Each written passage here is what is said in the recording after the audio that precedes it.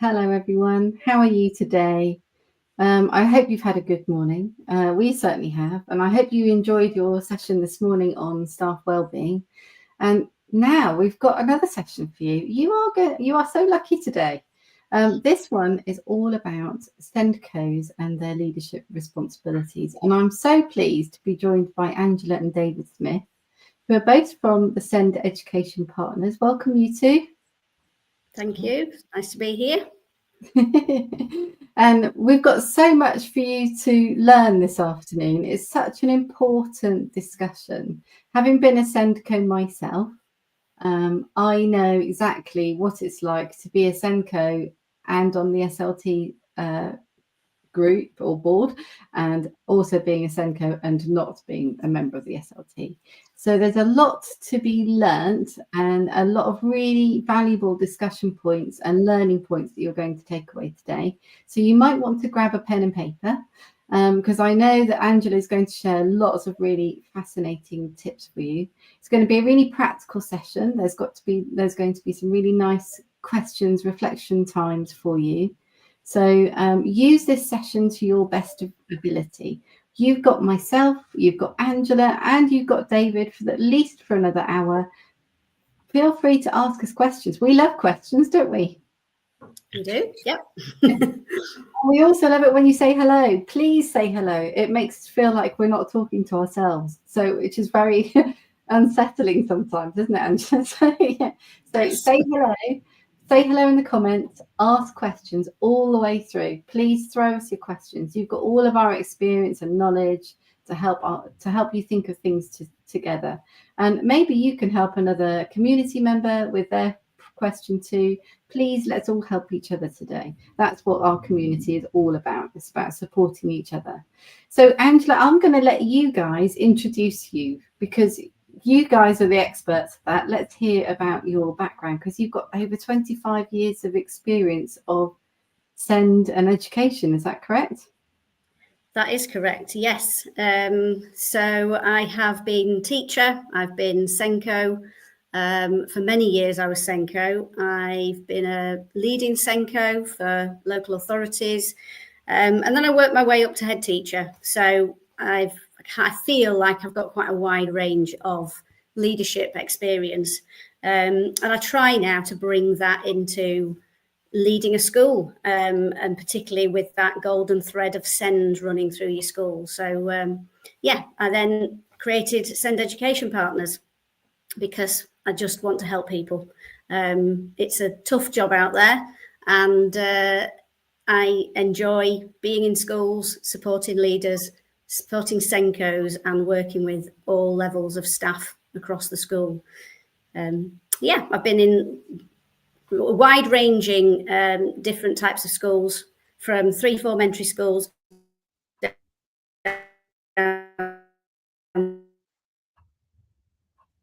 to 5 years old. So I go into colleges now too. Where I can help, that's what I like to do. Well, amazing. Thank you so much, Angela. And David, you've come along for some moral support. You have a very important role, don't you? Angela's really busy in schools and working with the team that we put out there. She can't do that and look after all the stuff that needs to happen in office stuff, and that's where I come in: contracts, compliance, and relationships. So I'm not an education specialist. I'm an admin wizard. We all love an admin wizard. Thank you so much. Well, I'm going to hand over to you two, and I'll allow Angela to share her slides. And again, if you don't forget to say hello and to ask questions. We absolutely love it when you get involved. We want you to get involved. So please do go ahead. Throw us as many questions as you can. We love those. So here we go. Enjoy, everyone. See you in a bit. Okay, thanks, Lucy. That's really nice to be here today, and to talk about understanding the role of the SENCO as a school leader. As I said before, it's a huge part of everybody's school, and I meet lots of people who are scratching their heads often around SEND, and so we're here to help. So I'm just going to share a few key learning points on the screen with everybody. I'm not going to read things to people today. It's very much about you take from this what you want and what you need. And I know, being a SEND advisor, that some people learn in different ways, through visuals, through auditory, and so I'm not going to read things to you all the way through this presentation. So we've got 3 key learning points, and the 3 key learning points today are on the screen. In addition to that, I want you to leave this webinar with a deeper understanding of that wider picture around the leadership of SEND in your school. As I said before, SEND is the golden thread running through everything, and what's right for SEND children is right for all. Not only is everybody a teacher of SEND, and I hear that a lot at the moment, everyone's a teacher of SEND. My mantra, I suppose, is everybody's a leader of SEND. And this is important because you need that wider leadership team around SEND. It's a huge job, and having been a head teacher, I know that being a head teacher can be very lonely, and you've got all of that responsibility on your shoulders.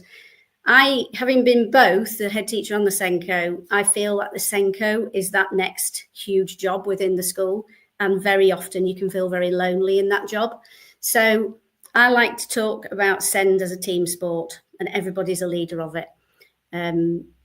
I think people in schools tend to look at the SENDCO very much as you're the all-knowing, you've got all the answers, you've got all those tricks up your sleeve, things that you can suddenly make appear to make everything better. And quite often SENDCOs are paddling underneath the water, trying to answer everybody's questions and help everybody, because when people become a SENDCO, they want to help people. I think there's also a misconception around who's responsible for SEND in a school, and that, you know, it is the SENDCO's role. And if you're in a huge secondary school, that SENDCO particularly cannot get around everybody. So it's remembering that accountability for SEND lies with the head teacher and the governors. The head teacher and governors delegate that responsibilities to the SENDCO and creates those roles and responsibilities for that SENDCO. But it is under the Children's and Families Act 2014 and the Equality Act 2010 that it is the head teacher and governor's responsibility to make sure that SEND is a priority in the school. So those are our 3 key learning points, but I'm hoping you get that kind of deeper understanding about your school. So who am I? I've just done a really brief introduction before about who I am, and I have worked in schools for 26 years now and still work in schools. What I love about my business is that I do get to go back into schools, and I do call myself a partner because I didn't like the word consultant. Partner for me is somebody who knows your school, who comes into your school. Schools tend to, and colleges tend to, get me in for either one big project or it's across a whole year. So I really get to know your community and work within your staff as well. I'm not just somebody who comes in and tells people what to do. I will do it alongside, and I'll really, work with parents, work with different members of the team. So I'm not a consultant. It's not how I see myself, but I'm a partner. I was a former head teacher and, as I said before, a lead in SENDCO, and now I run SEND Education Partners. So I thought to start off the slides today, I'd kind of pose you a question first of all. I'm really hoping, as Lucy said, that people do kind of engage with this presentation today, because I know people will have burning questions, and I know there'll be head teachers on this webinar, there'll be SENDCOs, there'll be other leaders across school. And so if you do have a question, please put it in the chat. If it's a question specific to your school that you don't want to share on this chat, my email address is on the slide, as you can see. So please just pop it into an email and send it to David. He will be able to see that and decide whether this is something we can talk now, or I can give you a call. We can have a chat later on. So please do ask those burning questions. There's never a silly question. So I'm going to give you a question, first of all, to just think about your context in your school. What's the biggest challenge faced by a SENDCO as a school leader?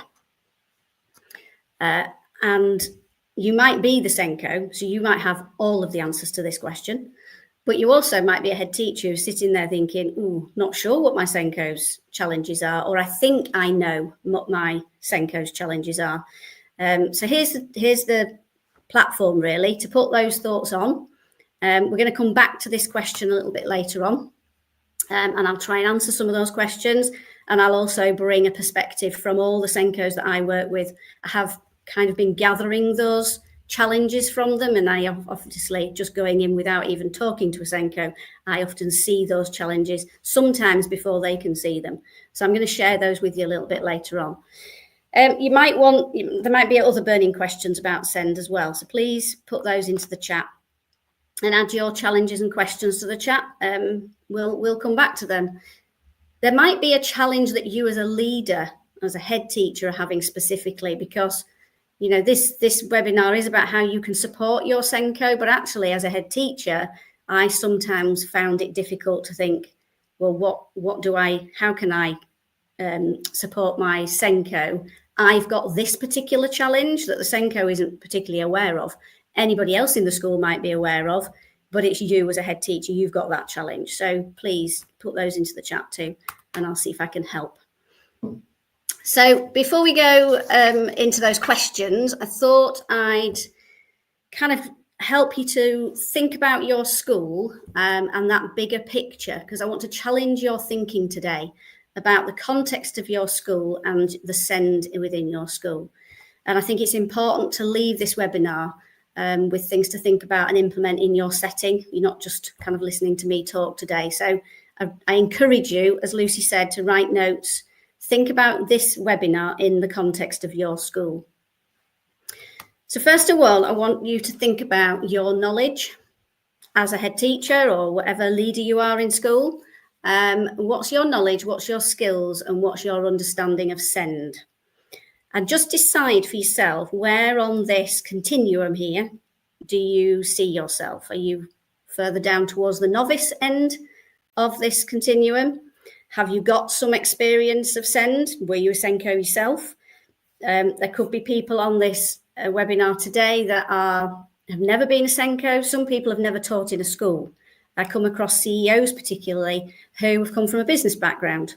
So actually their understanding of SEND in terms of the operational side and actually working with those children with SEND is actually quite minimal. So just have a little think about where you are on that continuum. Maybe draw yourself that little diagram, put yourself on there. Because the next thing I want you to do is I want you to think about your SENCO. Where would you put your SENCO on that continuum? Where do they fit? And then I want you to compare that with yourself. Then have a little think about other members of staff in your school. So your teachers, where would they go on that continuum? And also your other senior leaders, your middle leaders, where do they go on that continuum? Possibly your support staff in school, your office staff.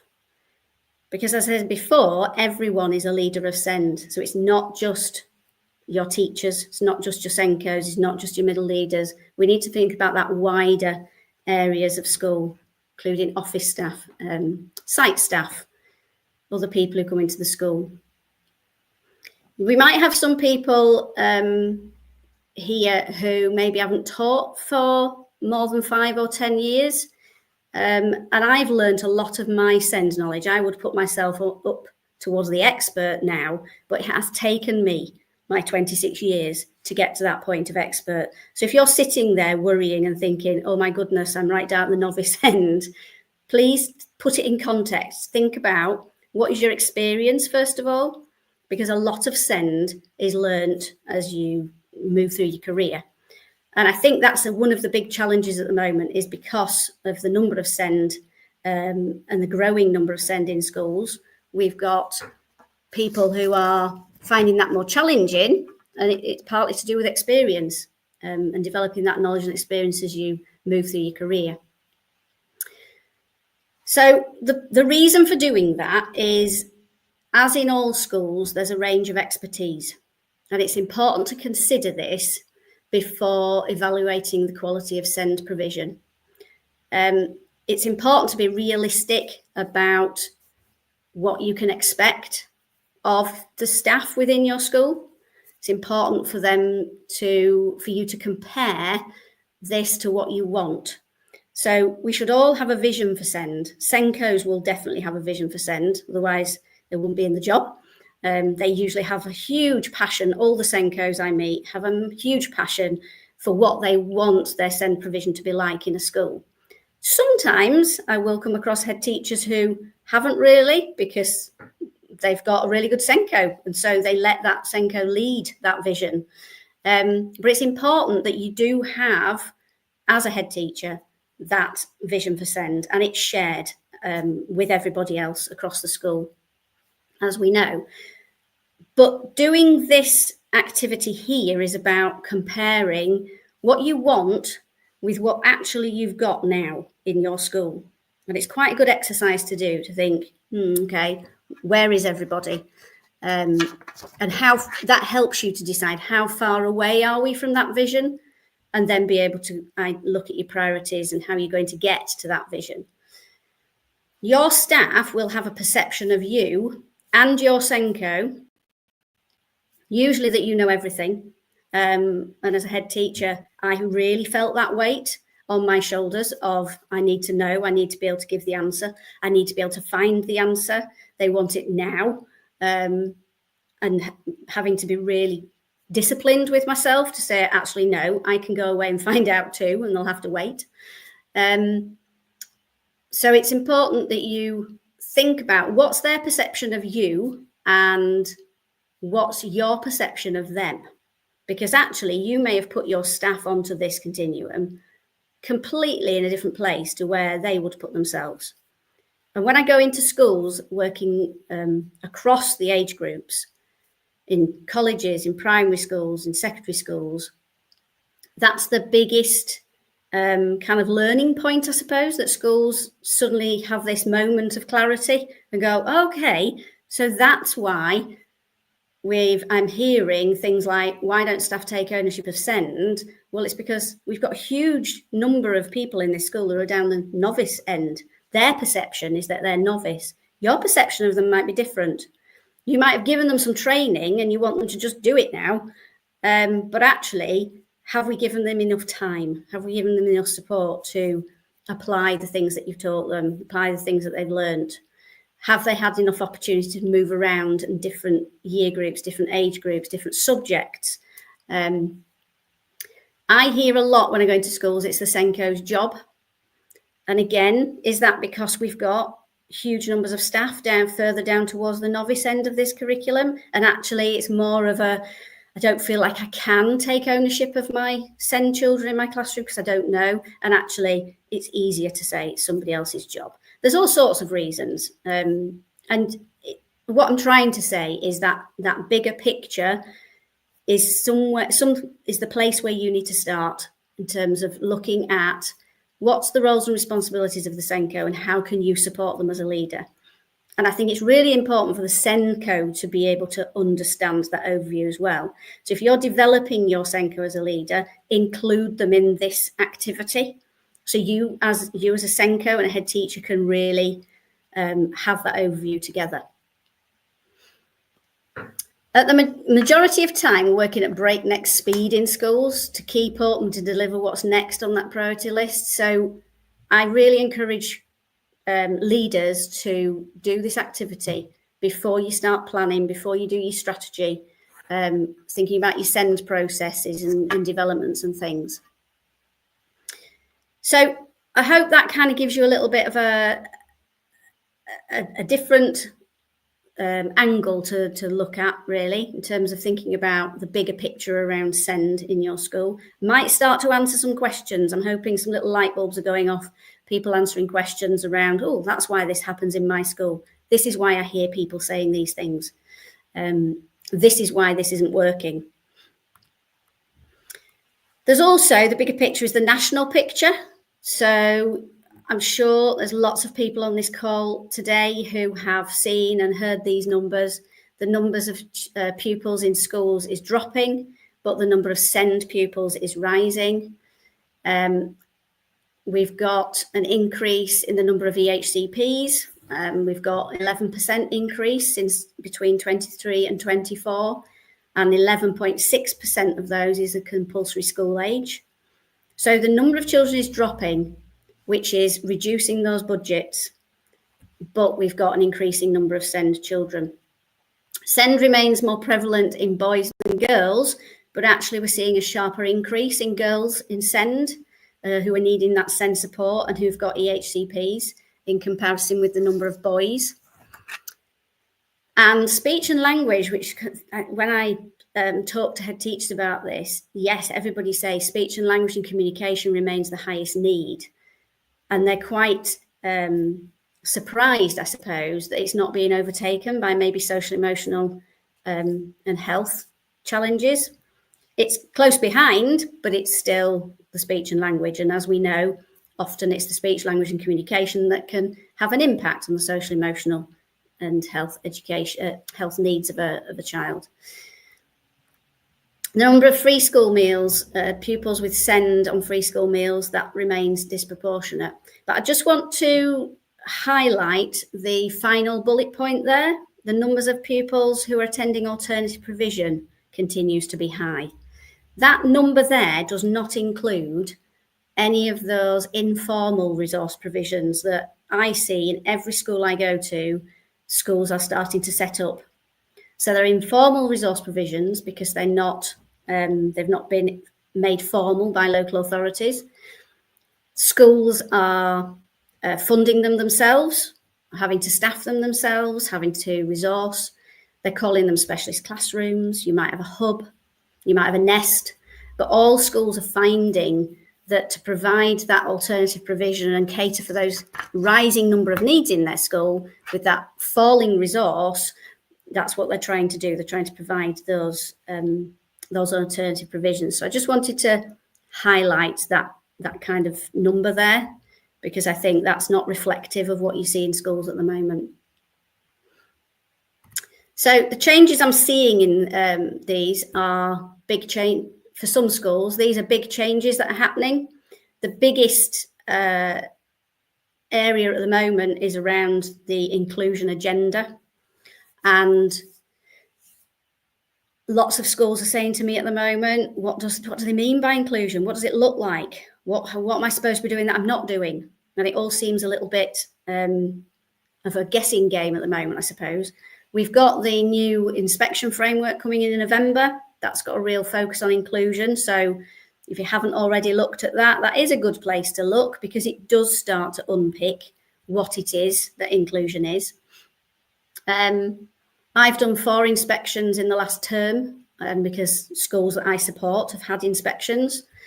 And lots of what I'm hearing from those inspections and seeing is they're already starting to really focus on SEND and inclusion. And I quite like that diagram. It's not my diagram. Lots of people are using it at the moment. I actually found it, first of all, it was Kent local authority. They've got it in their standards document. But I think it's a really good visual to kind of think about, what do we do in school? And that whole thing of having segregation there, children at the back of a room on a table with a teaching assistant. I've seen Ofsted inspectors at the moment coming in really questioning that, and schools really needing to have answers as to why, what's the impact, how long is that going to be there? Are they there all the time? All those types of things. So I think for schools at the moment, we're at the national picture, and the bigger picture for your school is a need to look at what is our quality first teaching, what are our systems and processes in school for identification. And for some schools, this is going to be a really big change management program. For other schools, it's changing their priorities. And obviously we're looking at how does that fit in with the rest of the priorities. As a head teacher, I know you've got a million more things to do in a school. So let's come back to this challenge, this question around what's the biggest challenge faced by SENDCO as a school leader. And I'm hoping that as I've been talking, you're starting to get a picture. What are the challenges for SENDCOs in a school? We've got that national picture going on there. We've got people's perception of what a SENCO is. We've got the ideas of, the perception of what's the experience, what's the knowledge, the skills and understanding of everybody across school. And when I go into schools, often they haven't had that discussion. And I don't know what it is about schools, but there's quite a lot of people who don't want to say, I don't know this, I can't do this. This is something new to me. So often in schools, when I go in, there's a lot of people sitting there just kind of worrying, paddling, and SENCOs are one of those members of staff. So have we got anything in the chat, David and Lucy, around what's the biggest challenges? Anybody got ideas of what those challenges might be? Hello, Angela. No, yes, we've got a really good question, and it's a meaty one. And to be honest with you, it's asked a lot, and that is how do you? Let me rephrase this. How do you deliver effective support with the ever increasing needs of the pupils? I think that is a very good question. Yeah. I think if we had an answer to that, it would probably be a magic wand. Yes. But yes, it's a good question. What's your thoughts on that? I think one of the answers to that question is the reason why you're on this webinar today. Yeah. You've got to have a really good leadership of SEND within the school. So the SENCO, the head teacher, the senior leaders have to be working together as a brilliant team, taking responsibility for that leadership of SEND, making sure that your systems and processes, particularly for identification, and that's a really big area for Ofsted now, the identification process of those children, because if you don't know who you've got and what support they need, it's really difficult to be able to think, how am I spending my resource? So where does my £6,000 sit? What do I spend that on? What do the children receive for that £6,000? And unfortunately, it does come down to budgets, because that's what everybody's struggling with at the moment. It's how do I deliver that effective support, that increasing support with those reduced resources? And it's about really making sure how you deliver SEND in your school is precise, more precise than it's ever been. So you know where you're going to spend your £6,000 and who needs that, and be really clear on who gets that higher needs funding, so that you can then go back to local authorities and you can say, actually, we haven't got enough money, or we need this resource, or we'll have this child, however you need to give us X, Y, and Z in terms of support, resources, more money, that kind of thing. It's about making sure that your CPD for staff is the right CPD. And one of the things I do when I go into schools is we look at how do you plan your CPD across the school for the year. I get so many SENCOs who say to me, I've just been given one staff meeting this term, and they've got so much to get through and so much to support the staff with, and so much information to give, that hour or hour and a half, if you're lucky, is taken up with, just giving out information and new bits of paper and that kind of thing. So really thinking about how you resource in terms of actual figures, and that's something I support SENCOs with at the moment, really mapping that out, making sure that you are really identifying what are the needs in your school and what's your approach to supporting those needs. And if you've got a really clear systems, policies, identification process, you can be really transparent to any parents, to any local authorities, to any trusts, trustees, and say, this is what we can offer with this amount of resource, and anything else that comes in, they either fit with us because this is what we offer, or you're going to have to give us extra for that to support that young person, because we just don't have the facilities, we don't have those resources. Does that make sense? It seems like a long answer, but it's quite a big question, as you say. No, it was a great answer, and I completely 100% agree with you there. And And I don't know if every school really does reach out for more funding, like in that respect. So yes, it's definitely an avenue to look down. Another avenue, which is really simple. So say, for example, you have done all of those things. You've reached out for more funding. You've tried every avenue. Ask yourself the question, when was the last time somebody spoke to that little person? Yes. You know, when was the last time they asked them, how's it going? What's learning like for you?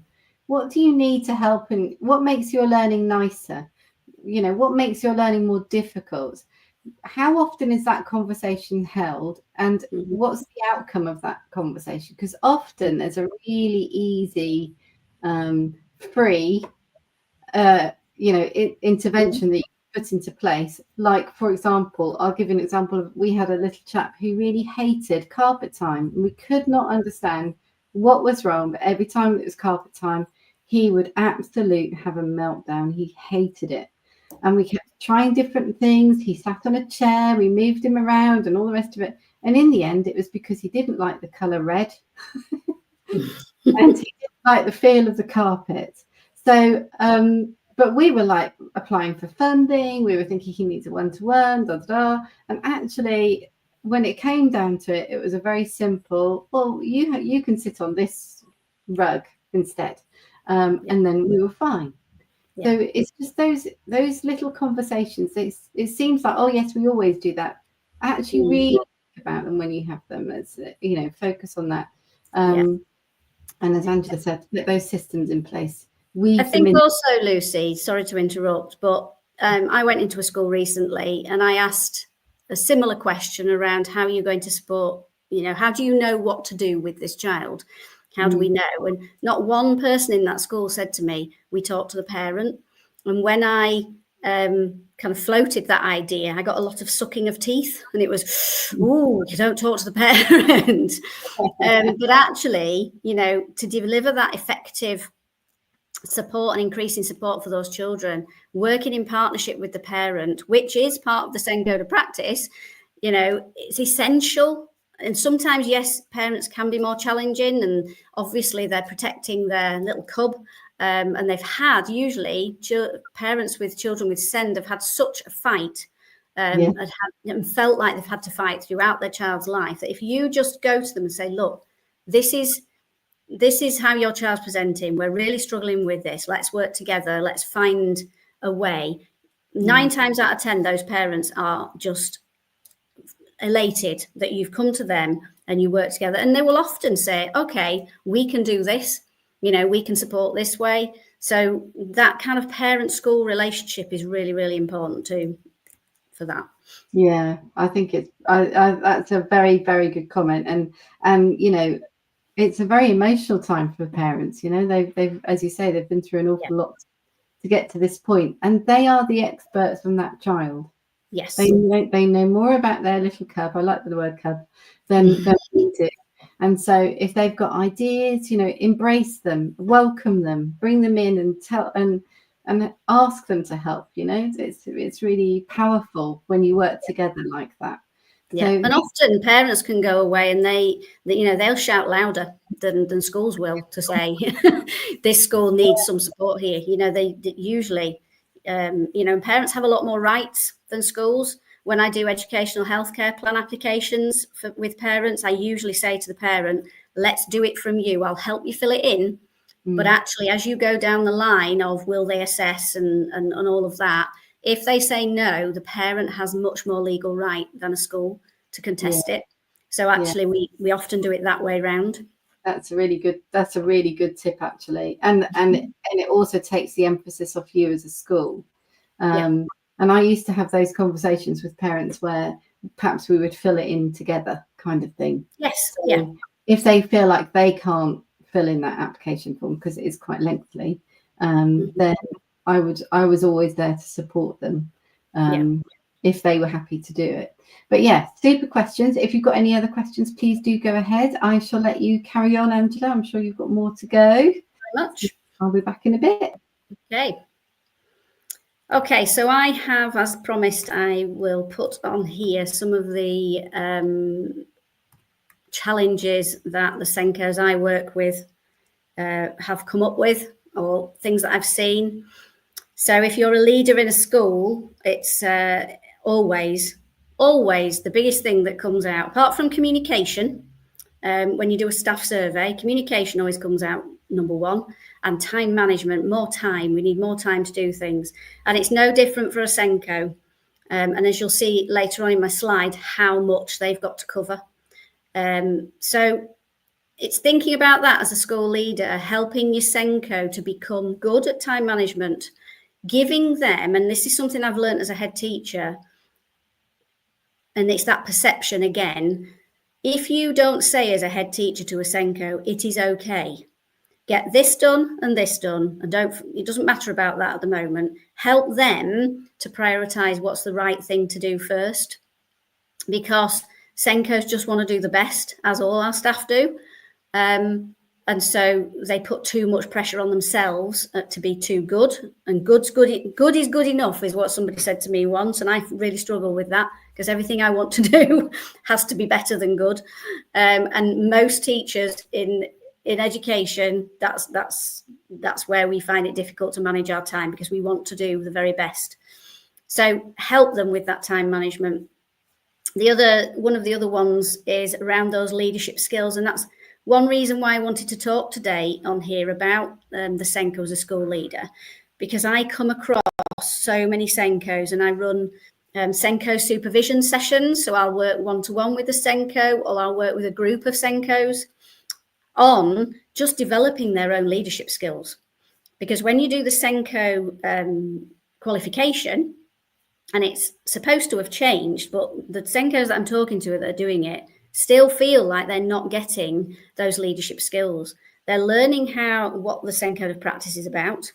They're learning bits and pieces, but actually your systems and processes across your school, and how you go from identifying a child as SEND to getting to an EHCP, and then managing that whole system around getting an EHCP, managing those challenging staff who maybe haven't got the same mindset as other people in the building, managing those difficult conversations with parents, with other members of staff, with local authorities, external agencies coming in to support who you think are going to help, and then as a SENCO you go, well, they've been in, they've seen the child, that made absolutely no difference. Having those difficult conversations, because you have to go back to those people and say, that didn't work, that didn't help me a bit more. The strategic planning has become more and more part of the SENCO role. And if the SENCO is not part of the senior leadership team, they're often missed out of that bit. So I will go into a school and I'll find that the SENCO has their own little action plan, and is paddling along, doing all the things, ticking off the list, all the things they've got to do. But rather than it being developmentally sustainable, it is, I've just ticked the boxes, I've written the policy, all the children have IEPs or IPMs or whatever people call them in their local authorities, but they're not actually thinking, how do I achieve the vision for SEND in this school? And that's what your strategic plan is about. So they really, really need support with that. Otherwise, nothing changes. And that's where the SENCOs start to sink. And that's where they feel like they've overworked, they haven't got enough time. All of that stress is upon them. Finance and resources, again, talked a little bit about that in that last question. That is so, so important. And the majority of schools I go into, the SENCO is trying to say, and I keep saying, shout a bit louder, trying to say, we don't need those teaching assistants in that classroom, or we don't need that resource for those children because they've had it, it's had impact, or it hasn't had impact. We need to move it on, somebody else. We need to create a waiting list, because just like the NHS, we can't in education now just keep saying, oh yes, we'll provide that intervention. Oh yes, we'll do that intervention, because we don't have the resources to do that. So it's really important those finance and resources are managed properly, and the SENCO is really struggling to do that at the moment, is what I'm seeing when I go into schools. It needs that head teacher overview. So the leadership skills is a challenge, and lots of SENCOs are always coming to me with different things around that. That expectation, as we've said, of specialist knowledge, And we've got a lot at the moment of new to SENDCO special needs coordinators in our school. And they may have some knowledge of the year groups that they've taught. I can think of 2 schools I'm working with at the moment. They're early years trained. So going into Key Stage 2 is mind-blowing. I work in a few secondary schools. We've got heads of year. We've got subject leaders who really would put themselves down at the novice end of SEND because it's not been their thing. You know, we might have taught some children with SEND, but actually making decisions and leading SEND and the children within our classrooms, you are a leader of those children. You are a leader of those teaching assistants that are in your classroom, managing those adults and helping them with their job is something that often SENCOs and other members of staff haven't had any training in, and we just expect them to do it. So those are other challenges. Challenges with parents, and it's not necessarily those parents coming in and saying we know best. It's often parents who are completely lost, who have no idea their child has been diagnosed with autism, have no idea what to do because it's not the parenting that they expected to do when they had a child. And nobody teaches you how to be a parent, as we know. And so a parent with a child with SEND, that's a whole new avenue of learning for that parent. So often SENCOs find themselves supporting the parent. And if you're an inexperienced SENCO, or even experienced SENCOs often find this difficult, trying to help them navigate how to get the support, but also how to deal with their child at home, because their child presents often in different ways at home than at school. They come in and ask for help with that. And I had a parent the other day who said, I know that if I don't get it right at home, you're never going to get it at school. And she was absolutely right. The child's behaviour needed to change at home, otherwise we weren't going to see any changes at school. So we have to work really closely together with those parents. For some SENCOs, that's either a huge challenge because they don't have the confidence, but also it can just be time. So again, it's about how can we spread that load? How can we share that responsibility for the leadership of SEND with the other leaders, with the other staff in school? Challenges with external partners. Here I'm talking about social care, health workers, local authorities, Ofsted. I support a lot of schools with their Ofsted inspections and preparing for those Ofsted inspections. And being able to say to them, you know, this is how you deal with this person in this moment. There's certain ways of dealing with external people, but also you can get some really challenging times where you've got to be the lead of a child in need meeting, or because you as a school have taken the lead on that. And the SENCO often ends up either chairing that meeting, having those discussions, and everybody looking again at that SENCO as you are the expert, so what do we do? And so many SENCOs find that really, really stressful, especially if they haven't done safeguarding and things like that before, or they're just not an experienced teacher. And the last one there, staff ownership and accountability. So when a member of staff has difficulty having the mindset, and we've all got them in our schools, that we should be supporting, being flexible to support these children, that's really difficult for the SENCO. And a lot of my SENCOs always come to me, how do I deal with this particular situation?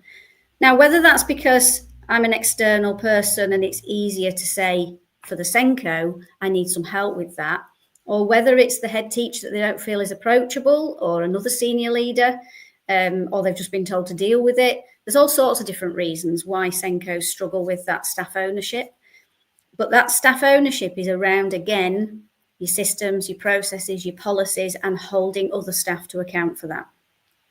I'm working in a big 3-form entry primary school at the moment, and the SENCO has 120 children on the SEND register. She's got a pastoral team, she's got a speech and language team, she's got a safeguarding team, a huge parental involvement workers, amazing. When I go into other schools, they're so, we don't have those in our school. But for the SENCO to deal with all of those people, I said, you've got to have the systems and processes to make them all work towards the same outcome. And you're all working together and not working in silos. That's a huge job for that SENDCO to manage. So again, be aware as leaders, that needs to be in place, and that will make the staff ownership improve because they have to follow those processes. So those are just some of the challenges that the SENDCOs have. I could go on and on, I'm sure you understand. But what I'd like to move on to is just thinking about how can we share those responsibilities then. There is actually, so I've got a document. If you go to my website and click the sign up, you'll get a free sort of giveaway 2-page document that has the roles and responsibilities for different areas of the school. So head teachers and governors, teachers. It's really useful, actually. Some of my schools use it for writing their job descriptions. Some put it in their policies, have it on their websites, just to help break down that barrier of other people understanding what different people's roles are. But actually, it creates that collective understanding and that mindset around we are all responsible for SEND. It's not just that SENDCO. So we've got there the head teacher and governors, and I said before, it's their responsibility is SEND, basically, that it stops at them, and they work with the SENDCO to make sure that everything is covered in terms of their roles and responsibilities and that accountability. Some trusts have a strategic director of SEND. I'm actually a strategic director of SEND for our particular trust in the north. And so I add that because sometimes trusts find that really useful to see what other trusts are doing in terms of their role and responsibility. We've got deputy heads, assistant heads. You might have head of years in this. You might have middle leaders, so your subject leaders, people like that. And then you've got your teachers and their roles and responsibilities.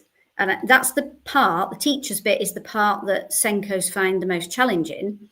But actually, when I work with them, I talk to them about the role of the middle leaders and the other senior leaders. Because in terms of quality assuring SEND and that quality first teaching, those adaptations that people are using within their classroom, it doesn't need to be the SENDCO that is going and doing the quality assurance of that. Particularly if you're in a big school, you need to be pulling in the other leaders to help you with that kind of overview. In terms of their curriculums, in terms of managing those teachers and managing those support staff, it's not the SENDCO's sole responsibility to do that. Can we delegate particular roles and responsibilities to other areas around school, the other responsibilities around school? And then we've got the SENDCO's responsibilities. So you often see this in policies, SEND policies. There is an operational, and again, for SENDCOs, when I do this with them, they're kind of, oh yeah, that's how we split it up, because they haven't thought of it in this way, because they maybe haven't had that leadership training. So operationally, that's a lot of things for a SENDCO to have to do on a day-to-day basis. And that's where I say to them, you need to pull in some of those leaders again to help and support you.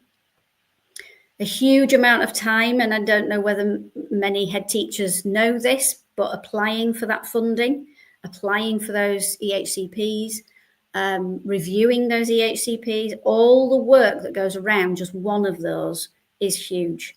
So in terms of having 1 day a week or 2 days a week out of class, you could spend 3 weeks of those 2 days a week just on one child, trying to work that system, meeting with the parent, meeting with the child, filling in the documentation. And different local authorities at the moment, well, hopefully, fingers crossed, that's going to change, have different ways of filling in forms, and some have platforms you've got to go on, and all of that will suddenly freeze and stop, and you've lost all the work that you've done. So if you've only got a very small amount of time as a SENDCO and you're trying to do that, and you have to do it so well, because if you don't, then they don't get their EHCP assessment, and then the parent comes back and blames you, it's really quite stressful for SENDCOs. So operationally, I think it's being aware and making sure the rest of the staff are aware this is what a SENDCO is doing in the background all of the time. I had a school I was working with a few weeks ago where we did the expert and the novice, and the maths lead put himself right down at the novice end of the continuum. And then I asked the staff, who would you go to as support if you didn't know what to do with a particular child? And the maths lead said, well, I don't know what the SENDCO does. I haven't got a clue. And I feel like I don't really understand SEND and I don't know. But all of the staff in the school were saying they go to the maths lead for support with their SEND. So it was quite an eye-opener for the rest of the school to kind of go, oh, actually, yes. One, what does the SENDCO do? And if we don't know, how do we know what to ask them about and ask them for? But actually, our perception is that because you're a leader, you know everything. So our maths lead must know about SEND. Our head teacher must know about SEND. So it's very much make sure you share that operational, make it really transparent. Then there's the strategic side. And I work with SENDCOs a lot on their strategic planning, their strategic side of their job. And more of this is coming to the SENDCOs. And I think SENDCOs have done it in the past. I'm not saying that they haven't. I certainly did some of this, but I didn't do all of it. Particularly managing that budget. I was given a small budget. I didn't know where that budget came from. I didn't know how it linked to the £6,000 that we get per child. I didn't know how it linked to those high need funding children. So the provision for those children, I was trying to create, manage, review, report to governors, report to local authorities how I was using it. But actually, I didn't know what that money was. So really important for that strategic people to understand, even if they don't do it, the SENDCOs, they need to understand it and they need to have worked alongside somebody to do those things. And so your senior leadership team and having that SENDCO on your senior leadership team is really, really important. So as I say, there's a document, that kind of a bigger version of that, I suppose. If you want to go onto my website, which you can see at the bottom of the page, and just click on to sign up, you'll get that for free and you can use it however you like. So towards the end now, just for you to kind of reflect on your school yourself, think about your SENDCO, think about your SEND across your school. I'm hoping that from what I've said, and I feel like I've done a whistle-stop tour of SENDCO and leadership, but I want to give you that really deeper, bigger picture understanding of the role. I'm hoping that you can feel like now you can support your SENDCOs a little bit more. You get a broader understanding of what their role means. And often SENDCOs have very small amount of time to do it. The number of children is rising, the number of challenges with those children and the degree of challenge, I should say, is rising. And it's very much needed now more than ever that other leaders, those head teachers, CEOs, senior leaders, really sit down with their SENDCOs and help and support them into making your approach across school, making that really clear, really transparent. This is our continuum of SEND in our school. These are the children that we have in our school. This is how we support our children in this school. These are the pathways that these children have got to go through our school. This is the curriculum we offer them. These are the qualifications we offer them.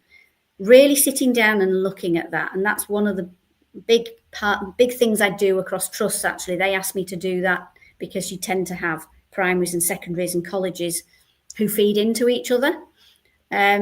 But it's really important to do that and do it with your SENDCO. The SENDCO will have loads of ideas, but you've got to help them to be that leader and support them to be that leader.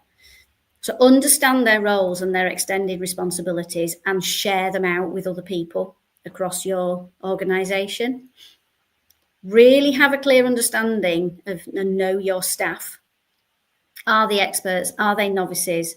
Think about, because quite often if a member of staff has been an experienced teacher, you just expect them to know it, to do it. And actually they're often the ones that need that little bit more support.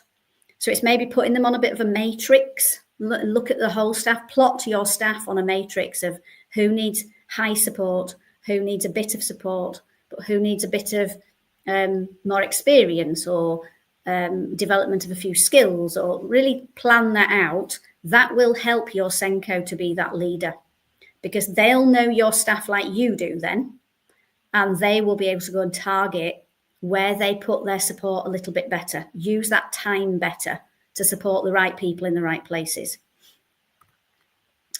Don't assume who needs support and guidance. I think that's kind of what I was just saying there, who needs it and who doesn't. Make sure you've got that really clear vision. Ask that SENDCO, but ask the staff, ask your parents, what would be the vision for SEND in this school for your children? Sometimes you have to say to parents, brilliant vision, really difficult to achieve, struggling to do that. Often parents will come back to you and say, okay, we'll help you. We'll help you find the funding. We'll help fight that argument for you.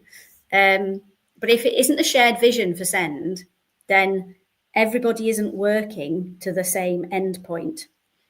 And you can have all the systems and processes, the leadership, the approaches, but the biggest thing that is a blocker in schools for SEND is people's mindsets. So we've got to shift that mindset around inclusion, around what the SENDCO's role is, what everybody's leadership role is in SEND, and that will help everything else work that's in your school. Support your SENDCO with those systems and processes. It's that's something you learn when you do your MPQH around, and one of the standards for head teachers is around being able to create and apply systems and processes and make sure they are consistently used. SENDCOs often set up systems and processes, but they're not consistently used by their staff. And without your support as a senior leader, ensuring that the staff follow those system processes can be really challenging for those SENDCOs. And if the SENDCO is not very experienced, having that challenging conversation can be very difficult for them with their members of staff. Allocate sufficient time for the SENDCO. I know that SENDCO's time again has been squeezed because of resourcing and funding. SENDCOs are coming out of class sometimes and having to go and work with those children because you haven't got the teaching assistants that you used to have, which has its benefits because you've got real skill there in terms of supporting those children. But if you think about those operational and those strategic things that SENDCO needs to do, they haven't got time to be in those classrooms actually delivering things. That needs to be looked at as a resourcing. Recognise that SEND permeates everything, including appraisal. So whenever I do any change management programme planning with schools, it's about what are your school priorities, not just SEND, what's all your school priorities. Let's see where SEND fits into it. Don't do it as an add-on, as an extra, because it's not sustainable if it's just an add-on. Teachers, teaching assistants will see SEND as an add-on if you make it an add-on in your school development plan. Provide external SEND support for your SENDCO. My SENDCOs that I support, and I support lots across different areas of the country, it's about just giving them that time, that part of that CPD where they even just come on a Teams call with somebody, chat through their problems, their challenges. Somebody else can identify for them, because we're all the same, all us educators, we look at the negative before we look at the positive. So just having somebody to say, yes, but look, what have you done? Look where you've got to.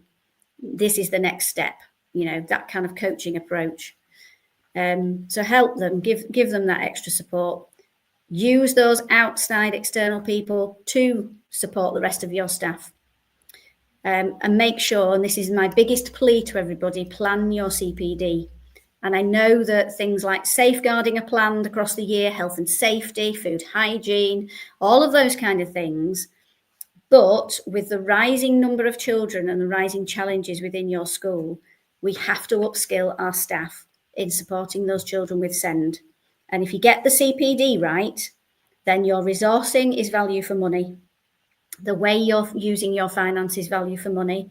Your staff will be happier because they'll feel upskilled, they'll feel empowered, and they'll want to work with those SEND children, and they won't see it as that add-on if they've had the right CPD.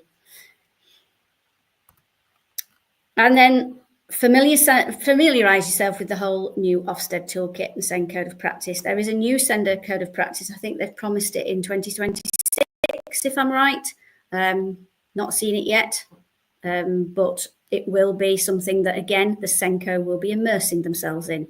And that Ofsted toolkit, again, is November in the next academic year. So I hope that has provided a little bit of an outline of how you can support your SENCO as a leader. Very whistle-stop tour. There were so many areas that I could just stop and do another webinar on. But if you've got any burning questions, I'm going to hand back to Lucy, if that's all right, Lucy. Yeah, that's great. Thank you so much. What a fabulous session. And we have had so many useful comments come through and questions. So, and they're quite meaty. Again, we do love a meaty question. So we've had a few come in through via email. Bear with, let me just get David back onto stage. Here we go. Sorry, David, left you out there for a minute. And then, so David, did you want to read those questions out as they've come through via your email sessions? Yes, we've got a couple come through. One, just going to summarise slightly. It's a single form primary school. And next year, the head needs to choose between reducing the release time for the deputy head teacher or reducing the release time for the SENCO. Who do they prioritise? Oh, good question. I'm going to be controversial here because I am going to say the SENCO. Yeah. I have been a deputy head myself. 9 years I was deputy head, and I was the SENCO for some of that, but then the SENCO job was given to somebody else. And the SENCO, I would say, had the most meetings, had to meet the most parents, had to support, it was the supporting the staff to meet the parents often. You know, staff, yes, they are accountable for the children in their class, but if they don't have the SEND knowledge to answer the questions that the teacher, the parent is asking, they feel out of their depth. So, yeah, they met with parents quite a lot, with the teachers. You've seen this afternoon the amount that SENCO has to do. So, yeah, I think my answer would be the SENCO. I would agree. Yeah. I'm not saying the deputy hasn't got a difficult job, because I've been there, and you feel like you're between two, aren't you? You're between the staff and the head, and they've got so much more, you know, so many hats to juggle often, particularly in a single form entry school, because they'll have assessment, they'll have maths, they'll have supply teachers, they'll have trainee teachers, you know, all that kind of thing going on. But yeah, that's a difficult one. I feel sorry for that person to have to make that decision. Yeah, definitely. And I would agree, actually. And I know it obviously it all depends on your circumstances. So if you've got a lot of safeguarding issues, etc., and maybe your deputy is more in charge of those areas, then really you've got to work out what's your priority. And it is that, Lucy. It's planning it out. You know, head teachers don't often get enough time to step away from the school. I was exactly the same. You are firefighting all of the time. You are dealing with everything, because everything is your responsibility. And what I'd say to head teachers on this call is please, please, please give yourself some time this term to sit back and just plan that out, draw it out. You know, what are your priorities for the year? How are you going to make it happen? What's your approach? And then you can look at your resourcing and decisions like that around deputies and SENCOs. You know, it's really important that you've properly thought it through. Yeah, definitely. And writing it down does actually weirdly make a huge difference. Yes, you know? Yes, it does. You know, and like, you know, sorry to shout my own trumpet, but that's why we have the planners. You know, it's because I needed to write stuff down. I was constantly scribbling notes, putting my ideas down on paper, and it just took it out of my head, all those worries and questions, and put them onto paper. And when you see it in front of you, you think, oh, actually, it's not as bad as I thought it was. Yeah. So actually writing it down is a great piece of advice. And don't do it by yourself either. You know, No. have that time to think by yourself, have Yeah. your thoughts, and then share it with somebody. Quite often I get head teachers who will just ring me up and say, can I talk this through with you? And, you know, it's I've had these thoughts, what do you think? And somebody will always bring that external kind of question around it. But at the end of it, even if you say, actually, I'm going to do what I think, you know that you've really thought that through properly. So if anybody comes to challenge you about it, you can answer that question really confidently. And I always say to head teachers, please, you know, think outside the box, be brave. And it's so hard because I've been there, being that head teacher by yourself. But be brave and go, I know what's right for this school. I know what's right for my community and my staff. You know, and I can do things differently. You can do things differently. You've just got to make sure you've got the right people around you to make sure that it happens. You know, it's that.